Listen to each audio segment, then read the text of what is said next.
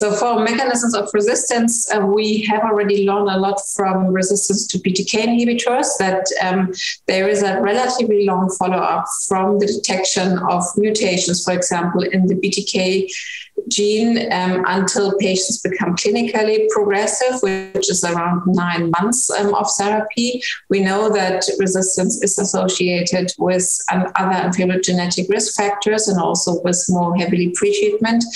And we also know or more assume that this is also related to large residual disease burden. And therefore, with the new targeted drugs, we offer kind of second generation, which are tolerated better so that we can continue on the full dose in patients instead of reducing the dose, which might also cause resistance.